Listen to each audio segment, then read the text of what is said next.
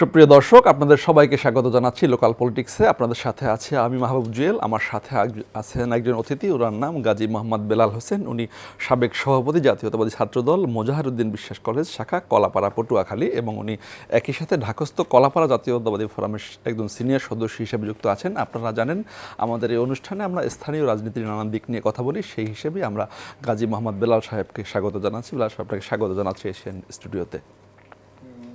Thank you জনাব মাহবুব হোসেন জুয়েল, আপনাকে অসংখ্য ধন্যবাদ। ধন্যবাদ আজকের এই লোকাল পলিটিক্স যারা দেখছেন এশিয়ান টিভির পক্ষ থেকে, যারা দর্শক আছেন সকলকে ধন্যবাদ। আমাকে এখানে আমন্ত্রণ জানানোর জন্য ধন্যবাদ এবং সুযোগ দেওয়ার জন্য আপনাকে অসংখ্য ধন্যবাদ। জি, আমরা এখন বাংলাদেশের রাজনীতির একদম গুরুত্বপূর্ণ একটি মুহূর্ত আমাদের সামনে। আপনি জানেন আগামীকালকে 25 ডিসেম্বর দেশে ফিরছেন বিএনপির ভারপ্রাপ্ত চেয়ারপারসন জনাব তারেক রহমান। দীর্ঘ 17 বছর নির্বাসিত জীবন শেষে তিনি অনেক জল্পনা কল্পনার পরে, মানুষের প্রত্যাশার পরে তিনি দেশে ফিরছেন। একজন বিএনপির কর্মী হিসাবে প্রথমে আপনার কাছে আমি জানতে চাই, অনুভূতি কি আপনার, বলেন। আসলে আপনি দেখছেন যে একজন বিএনপির কর্মী হিসেবে আমার আসলে যে আপনি প্রশ্নটা করছেন, আমার শরীরটা আসলে এই মুহূর্তে মনে হচ্ছে যেন আমি কোনো আবেগ বা আপ্লুত। তারপরে বলবো যে কয়েকদিন আগে বিএনপির মহাসচিবের ঘোষণার পরে সারা বাংলাদেশে যে জোয়ার বা যে উৎফুল্ল মানুষের ভিতরে যে জাগরণ সৃষ্টি হয়েছে, এখান থেকে আসলে আমরা বুঝতে পারতেছি যে আমাদের যে বিএনপি বা জাতীয়তাবাদী দলের ভারপ্রাপ্ত চেয়ারম্যানের আগমনটা আসলে কতটা গুরুত্বপূর্ণ আমাদের কাছে। আপনি দেখবেন উনি গত প্রায় 1.5 যুগ পরে কারাবন্দিত্ব নির্বাসন শেষে এবং অমানসিক নির্যাতন, মর্মান্তিক যে কয়েকটা দুর্ঘটনা আপনি দেখছেন, যে ওনার আপন ছোট ভাই জনাব তারেক রহমান কোকো, উনি আরাফাত রহমান কোকো, এবং মর্মান্তিকভাবে মৃত্যু হয়েছে। ওনার মা আজকে সে একটা হসপিটালাইজড অবস্থায় আছে। তো এত কিছুর পরেও উনি কিন্তু সেই সুদূর যোজন যোজন দূর, কিন্তু এখান থেকে একটা এরিয়া, সেখান থেকেও কিন্তু এত কিছুর পরেও, এত নির্যাতনের পরেও কিন্তু সে রাজনীতিতে যে তার প্রেরণা, রাজনীতির প্রতি তার যে ভালোবাসাটা, এই দেশের প্রতি তার যে ভালোবাসাটা, সেটা কিন্তু আমরা বিরল, এই ইতিহাসে কিন্তু এটা বিরল যে মা হসপিটালাইজড, ছোট ভাই মারা গেল, তারপরেও উনি এই 17টা বছর এই গোটা রাজনীতি দলটাকে এমনভাবে নেতৃত্ব দিয়ে আসছেন যেন মনে হয় সেই যোজন যোজন দূর থেকেও উনি যে ভাবে আপনার নেতৃত্বটা দিয়েছেন, এটা আসলে ইতিহাসে বিরল আমি মনে করি। জি, আমি আপনি পরিবারের বিষয়ে প্রথম বলছি যে উনি তো ধরেন এখন আপনাদের বিএনপির সর্বোচ্চ পর্যায়ের নেতা, এবং আপনি একজন তৃণমূলের রাজনীতিবিদ। আপনি মূলত পটুয়াখালী কলাপাড়ায় আপনি রাজনীতি করেন। তো ওনার এই আশাটা, ওনার এই বাংলাদেশে আগমন প্রত্যাবর্তনটা তৃণমূল রাজনীতিতে কি ধরনের প্রভাব ফেলতে পারে বলে? চরমভাবে সারা জেগেছে, চরম। আপনি চিন্তাও করতে পারতেছি না যে উনি আসবে হয়তো আরও আগামীকালকের একটা নিউজ, যে আগামীকালকে উনি আমাদের বাংলাদেশ মাটিতে।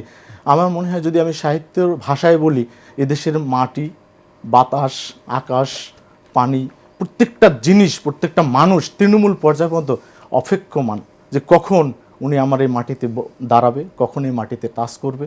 আর একজন দেশপ্রেমিক হিসেবে সে নিজেও সেদিন লন্ডনে একটা বক্তব্য আপনি দেখেছেন হয়তো, উনি বলেছে যে তিনি নিজেও অনেকটা আপ্লুত বা আবেগ, যা দীর্ঘ 17 বছর যেখানে সাবেক ফ্যাসিস্ট সরকার তাকে ভেঙে দিতে চেয়েছিল, তাকে নির্মূল করতে চেয়েছিল, সেখানে সে কি করলো? আজকে সে সেই হাদির ভাষায় বলা লাগে বা নজরুলের ভাষায় বলতে হয় যে চির উন্নত মমশির, আগামীকালকে কিন্তু সেই বাংলার জি আন্তর্জাতিক বা শাহজালাল আন্তর্জাতিক বিমানবন্দরে কিন্তু সে পদার্পণ করবে ইনশাআল্লাহ। আমরা আশা করি এই আগমন বাংলাদেশের ইতিহাসে একটা ঐতিহাসিক একটা প্রত্যাবর্তন বলে আমি মনে করি। প্রস্তুতি কেমন আপনাদের এখন? আমি দেখেছি ইতিমধ্যেই লোকজন, আমি ওদিক থেকে আসছিলাম, লোকজন ইতিমধ্যে আসা শুরু করে দিয়েছেন। আপনিও পটুয়াখালী থেকে আপনাদের লোকজন আসছে, প্রস্তুতি কেমন? কি ধরনের জনসমাগম হতে পারে বলে? আমি আমার উপজেলার কথা বলবো যে আমার উপজেলা থেকে আমি দেখেছি হিউজ, এখন পর্যন্ত হিউজ পরিমাণ লোক বা হিউজ পরিমাণ এই জনসমর্থন অলরেডি ঢাকায় তারা ঢুকে গেছে, ঢাকায় তারা চলে আসছে। আজকে ডে শিফট, আজকে নাইট শিফট, আজকে নাইট জার্নি, এইভাবে আজকে মোটামুটি কলাপাড়া থেকে আমার ধারণা মিনিমাম 50,000-এর প্লাস লোক এই ঢাকায় সব মিলে কি পরিমাণ লোক হতে পারে বলে আপনি সব মিলে আমি মনে করি এখানে আসলে এটা আনকাউন্টেবল। আপনি বিভিন্ন মিডিয়ায় দেখেছেন যে কেউ বলতেছে কোটির উপরে, কেউ বলতেছে 60 থেকে 70 লক্ষ মানুষ। এটা আসলে আমরা এখনো অকল্পনীয়, যেটা আপনি চিন্তাও করতে পারতেছেন না, যেটা কত বড় ঐতিহাসিক একটা সংবর্ধনা এখানে হতে যাচ্ছে। যে পরিমাণ জনসমাগমের কথা আপনি বললেন, পূর্বাচলে 300 ফিটে করা হয়েছে আয়োজনটি, তো এত পরিমাণ লোক ওখানে কি ধারণ করা করা সম্ভব হবে? আপনি দেখছেন এবং একই সাথে আইন শৃঙ্খলা রক্ষা কতটা সম্ভব হবে বলে মনে করেন? আইন শৃঙ্খলা বাহিনী কিন্তু আসলে প্রধান উপদেষ্টার পক্ষ থেকেও বলা হয়েছে, স্বরাষ্ট্র উপদেষ্টার পক্ষ থেকেও বলা হয়েছে যে এটা নিরবিচ্ছিন্ন একটা নিরাপত্তার জাল তারা তৈরি করেছে, যেখানে তারা আসলেই কোনো এটাকে নির্বিঘ্ন একটা সফর বা নির্বিঘ্ন একটা প্রত্যাবর্তন বলে তারাও আশা করতেছেন। আবার আপনি যেটা বললেন যে লোক সমাগম আসলে এখানে হবে বা সেই সমাগমটা এখানে যে প্লেস বা যে এরিয়াটা দেওয়া হয়েছে সেখানে সংকলন হবে কিনা, এখানে আপনি দেখবেন সেই গজিপুর চৌরাস্তা থেকে শুরু করে এদিকে সদরঘাট, গুলিস্তান, আমার মনে হয় উত্তরা, এইসব এরিয়ায় আসলে লোকগুলো সমাগম থাকবে, ওদিকে কাঞ্চন ব্রিজ পর্যন্ত থাকবে। মানে শুধু যে মঞ্চ অথবা আশপাশ এলাকায় ছড়িয়ে থাকবে তা না, আপনি বলতে চান সারা এই অঞ্চলে সব জায়গায় ছড়িয়ে ছিটিয়ে লোক সব এরিয়ায় ছড়িয়ে ছিটিয়ে আইন শৃঙ্খলার সমস্যা হবে না বলে আপনি মনে করছেন। এবার একটু অন্য প্রসঙ্গে আসি, যে এখন ধরেন আপনি দেখেন কিছুদিন আগে হাদিকে হত্যা করা হলো এবং সব কিছু মিলিয়ে কিছু গণমাধ্যমে ভাঙচুর করা হলো, আগুন দেওয়া হলো, সব কিছু মিলিয়ে এক ধরনের, আমি যদি বিএনপি মহাসচিবের ভাষায় বলি, উনিই বলেছেন গতকালকে একটি প্রোগ্রাম, যে একটু এক ধরনের ভয়ার্ত পরিবেশ বিরাজ করছে মানুষের মনে, এক ধরনের শঙ্কা। এই যে মানুষ একটু ভয়ে আছে, শঙ্কায় আছে, এর ভিতরে এই তারেক রহমান সাহেবের ফিরে আসা, এটাকে আপনি কিভাবে কানেক্ট করতে চান? উনি আসার পরে পরিস্থিতি কিভাবে বদলে যেতে পারে বলে আপনি ধারণা করেন, আশা করেন? আসলে রাজনীতি যারা করে, যারা লিডারশিপ করে, তারা কিন্তু এই উদ্বেগ, উৎকণ্ঠা, ভীতি এগুলো কিন্তু আসলে পরোয়া করলে রাজনীতি করা যায় না। লিডারশিপের নেতৃত্ব স্থানীয় পর্যায়ে দাঁড়িয়ে নেতৃত্বও দেওয়া যায় না। তো সেক্ষেত্রে হ্যাঁ, উদ্বেগ থাকবে, উৎকণ্ঠা থাকবে, তার মানে তো থেমে যাবে না, কোনো কিছুই থেমে যাবে না। এটাকে আমরা নিচ্ছি। রাজনীতিবিদরা নির্ভয় থাকেন, আমি সাধারণ মানুষের কথা বলেছি। সাধারণ মানুষের ভিতরে এক ধরনের, হ্যাঁ আসলে সাধারণ মানুষের ভিতরে যেটা আসছে, হ্যাঁ এটা আসছে যে হাদিকে একটা দৃশ্যমান একটা জিনিস দেখছে, এটা দেখার পরে একটা মানুষের ভিতরে সাধারণ এ ধরনের কথা আসতেই পারে। কিন্তু এ ধরনের ঘটনা কিন্তু রাজনীতিতে এই ভয়, যেমন ফ্যাসিস্ট সরকারের আমলেও তো আমরা দেখছি, গুম দেখছি, খুন দেখছি, আয়নাঘর দেখছি, কিন্তু তারপরে তো মানুষ এই দেশে বসবাস করছে। শুধু ছিল, আমরা দেখেছি খুলনায় একজন এনসিপি নেতাকে গুলি করা হয়েছে এবং আরও বিচ্ছিন্ন কিছু বিভিন্ন ধরনের হুমকি দামকে দেওয়া হচ্ছে। তো আপনার মনে হয় যে এই অবস্থা, এই নির্বাচনের আগ পর্যন্ত এই জিনিসগুলো এইভাবেই থাকবে নাকি না তারেক রহমান সাহেব আসার পরে দেশের সামগ্রিক আইন শৃঙ্খলা এবং মানুষের মনের ধারণা সব কিছু পরিবর্তন হবে বলে আপনি মনে করেন? আমি মনে করি জনাব তারেক রহমান ভারপ্রাপ্ত চেয়ারম্যান, উনি আসার পরে আমাদের রাজনীতিতে আমূল একটা পরিবর্তন বা আমূল একটা চেইন অফ কমান্ড যেটা থাকবে, এটা যদি প্রমাণ ধারায় শুরু হয়, এবং আশা করি শুরু হবে, এটা শুরু হলে আমাদের রাজনীতিটা সুষ্ঠু পরিবেশ আমি মনে করি শুরু হবে। আপনি সুষ্ঠু পরিবেশের কথা বলতে, আমি যদি আপনার এলাকার কথা বলি, আপনি পটুয়াখালী 4 এলাকার বাসিন্দা, এখানকার আপনার বিএনপির মনোনয়ন পেয়েছেন মোশাররফ সাহেব, তো আপনার এলাকায় তৃণমূলে তারেক রহমান সাহেবের ফিরে আসা, আপনার এলাকার সাধারণ মানুষ, বিএনপি নেতাকর্মী, তারা কিভাবে আন্দোলিত হচ্ছেন, তারা কিভাবে ভাব প্রকাশ করছেন এবং আপনাদের এলাকায় কি পরিবর্তন কি হবে বলে মনে? আসলে আপনি জানেন, আমাদের এলাকায় যিনি নমিনেশন পেয়েছেন, মনোনীত হয়েছেন, উনি হলো জনাব এবিএম মোশাররফ হোসেন। উনি কেন্দ্রীয় বিএনপির একজন প্রশিক্ষণ বিষয়ক সম্পাদক, এবং ওনার রাজনৈতিক ক্যারিয়ার যদি আমি বলি হয়তো অনেক সময় লাগবে। উনি ছাত্রদলের রাজনীতি করছে, যুগ্ম আহ্বায়ক ছিলেন কেন্দ্রীয় ছাত্রদলের, এবং উনি সাংগঠনিক সম্পাদক, সিনেট সদস্য ছিলেন। ওনার রাজনৈতিক ক্যারিয়ার অনেক লম্বা। তো সেখানে উনি যে পরিশুদ্ধ রাজনীতিবিদ, আমি বলবো একটা স্বচ্ছ রাজনীতিবিদ উনি, এবং যথেষ্ট স্পষ্টভাষী এবং স্পষ্ট কথা বলেন, এবং এই ইমেজটা শুধু সারা বাংলাদেশ না, ওনার উপজেলা সহ শুরু করে সারা বাংলাদেশে কিন্তু তার ইমেজটা আছে, আমি বিশ্বাস করি বা আমি মনে করি। আর কলাপাড়ার কথা যেটা বললেন আপনি, কলাপাড়ায় প্রায় 2 লক্ষ মানুষের এটা এরিয়া, সেখানে মোশাররফ ভাইয়ের যে জনপ্রিয়তা আমরা কিছুদিন আগেও দেখেছি, যে কুয়াকাটা, ডালবুগঞ্জ, রাঙ্গাবালি, কলাপাড়া, ধানখালি, টিয়াখালী, এই যে এরিয়াগুলো সে কিছু গণসংযোগ করেছে বা জনসভা করেছে, সেখানে হিউজ পরিমাণে একটা জনগণের একটা সারাসার ছিল। এবং কলাপাড়া একটা উপজেলা শহরকে আসলে সাজানোর জন্য যে যোগ্যতা, যে ক্যাপাসিটি, যে দক্ষতা, এটা এবিএম মোশাররফ হোসেনের আমি মনে করি সে তার চেয়েও বেশি যোগ্য সম্পন্ন একজন ব্যক্তি। যদি কলাপাড়ার মানুষ এটাকে সুন্দরভাবে গ্রহণ করে, এটা তাদের জন্য আমি মনে করি একটা সুবর্ণ সুযোগ কলাপাড়ার মানুষের জন্য, যে তাকে অ্যাকসেপ্ট করা বা গ্রহণ করা।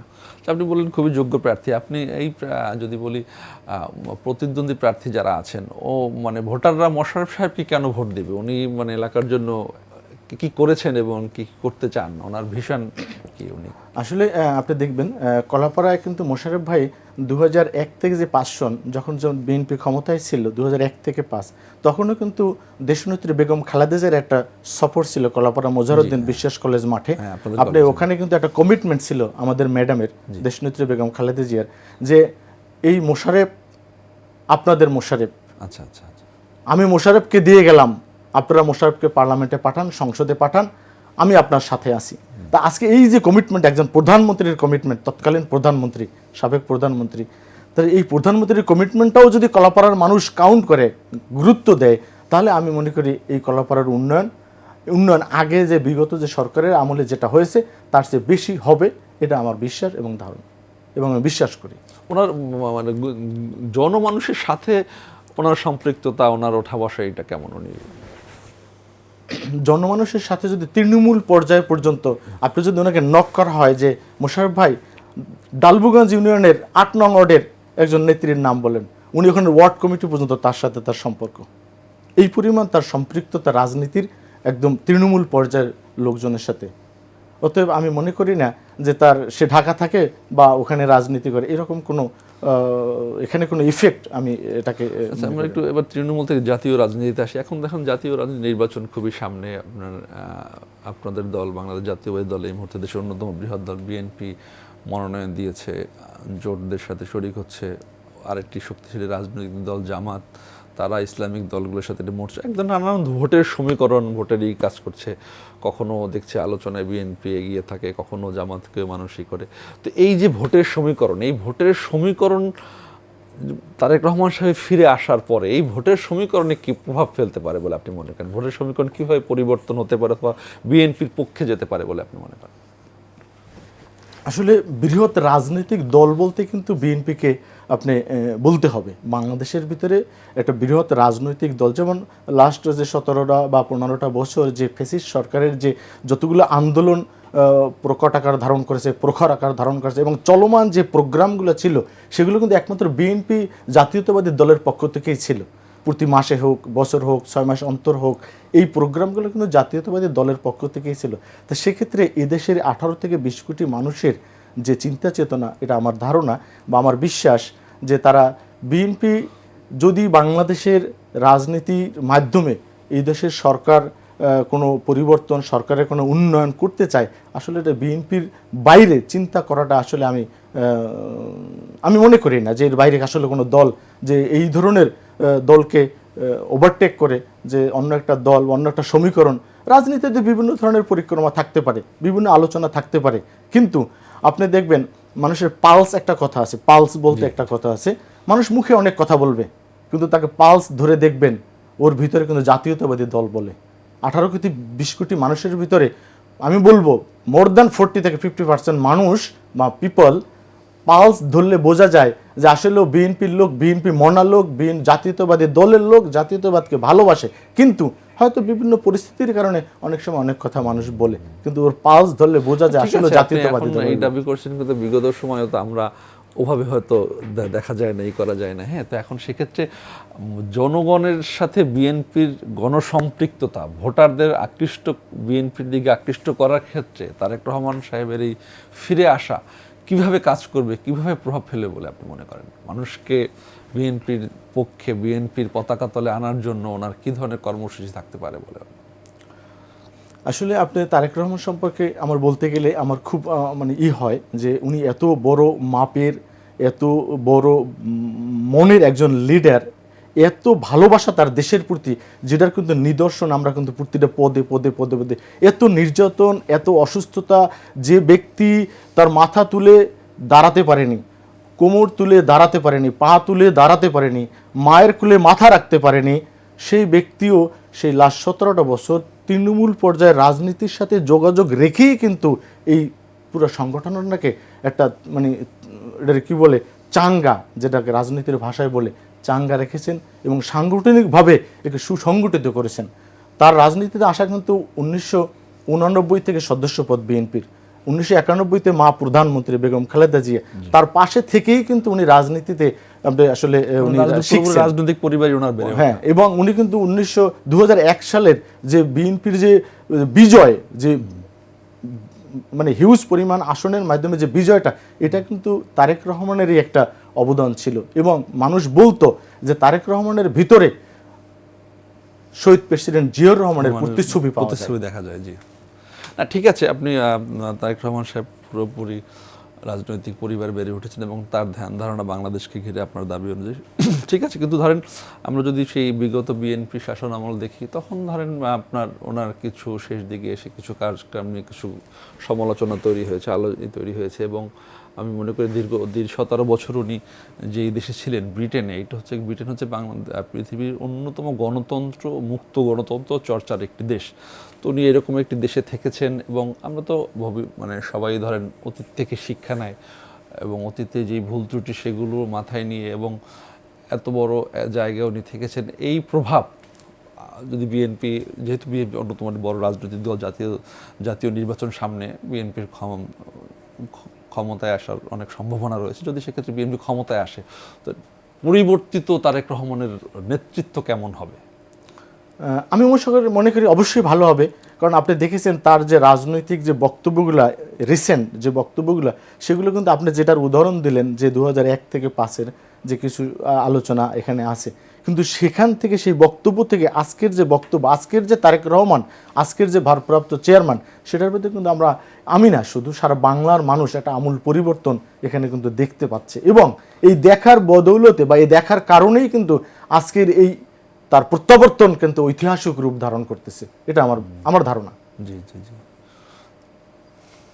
আচ্ছা, আমি একটু নিরাপত্তার বিষয়ে আসি। ধরেন ওনার নিরাপত্তা নিয়ে সবসময় একটি শঙ্কা ছিল। ধরেন কিছুদিন আগে যখন বিএনপি চেয়ারপারসন বেগম খালেদা জিয়ার অবস্থা খুবই সংকটাপন্ন হয়, তো উনি একটা বিবৃতিও দিয়েছিলেন যে ওনার আশা ওনার ওনার হাতে নেই এরকম, এবং ওনার নিরাপত্তা কোনো শঙ্কা রয়েছে কিনা এবং কী ধরনের নিরাপত্তা উনি পাবেন বলে আপনি আশা করছেন?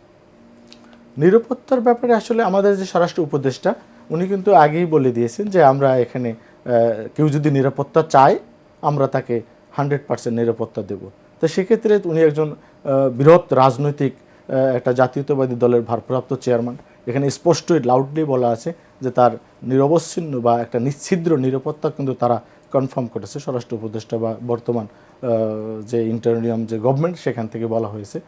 আবার রাজনীতিতে কিন্তু আমি মনে করব বা আমরা জাতীয়তাবাদী দল মনে করে যে হ্যাঁ, রিস্ক থাকবে, রিস্ক থাকবে, এখানে ভয় থাকবে, ভীতি থাকবে, লিডারশিপ তো থেমে থাকবে না। লিডারশিপ চালাইতে গেলে, লিডারশিপের নেতৃত্ব ধরে থাকতে গেলে আপনাকে কিন্তু ওই অবস্থানে পৌঁছাইতেই হবে। জি, গাজী মোহাম্মদ বেলাল, আমরা একদম শেষ পর্যায়ে এসে গেছি অনুষ্ঠানে। আমরা তারেক রহমানের ফিরে আসা এই ইস্যু দিয়ে আমরা শেষ করব। ধারণা করা হচ্ছে আগামীকালকে অসংখ্য লোকের সমাগম হবে তারেক রহমানের প্রত্যাবর্তন উপলক্ষে। মানে এটি ঐতিহাসিক কোনো সমাবেশ হতে যাচ্ছে বলে আপনি মনে করেন?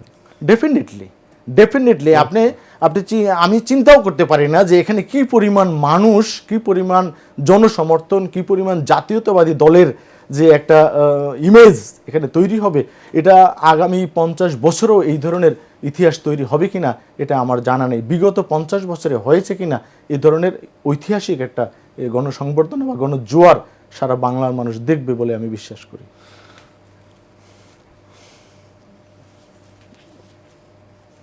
মানুষের এমনি এত বড় সমাবেশ রাজধানীর, যদিও একটি পাশে সরিয়ে নেওয়া হয়েছে, এতে মানুষের ভোগান্তি হতে পারে বলে আপনি মনে করেন? কোনো ভোগান্তি এখানে আমি মনে করি না। আসলে যারা আসবে তারা এটাকে ভোগান্তি হিসেবে নেয় না, এটাকে ভালোবাসা হিসেবে নিচ্ছে। আপনি দেখছেন আসবে কিন্তু আগামীকালকে, সেখানে কিন্তু আপনি দেখবেন এখন না, গতকালকে থেকে আপনি গতকালকে রাতের অবস্থা দেখেছেন, সকালের অবস্থা দেখেছেন, সারা ঢাকা সিটিতে কিন্তু একটা জ্যাম তৈরি হয়ে গেছে। সারা ঢাকা সিটিতে একটা জ্যাম তৈরি হয়েছে এবং সেই যে গণসংবর্ধনার যে এরিয়াটা, সেই এরিয়াটা কিন্তু গতকালকে ফুল নাইট, রাত্রই মানুষের একটা হ্যাঁ, তবে বিশাল ঠিক আছে, সমাগম এবং ছিল এটি ওখানে। ধরেন আবার আরও একটি বিষয় খুব পজিটিভভাবে দেখা যায়, যে আগে বলে সরকারি বন্ধ, তো ওই অনুযায়ী লোকজনের সমাগম কম থাকে এবং জনসভা সংবর্ধনের স্থানটিও একটু পাশে সরিয়ে নেওয়া হয়েছে। এটিও এক ধরনের পরিবর্তিত রাজনীতির সূচনা বলে আপনি মনে করি, যে আমরা মনে করি। যাই হোক, গাজী মোহাম্মদ বেলাল, আপনাকে অসংখ্য ধন্যবাদ আমাদের সাথে যোগ দেওয়ার জন্য। দর্শক, লোকাল পলিটিক্স আজকের মধ্যে এখানে শেষ করছি। সামনে নতুন কোনো পর্বে হাজির হব নতুন অতিথি নিয়ে। সবাইকে ধন্যবাদ। ধন্যবাদ আপনাকে।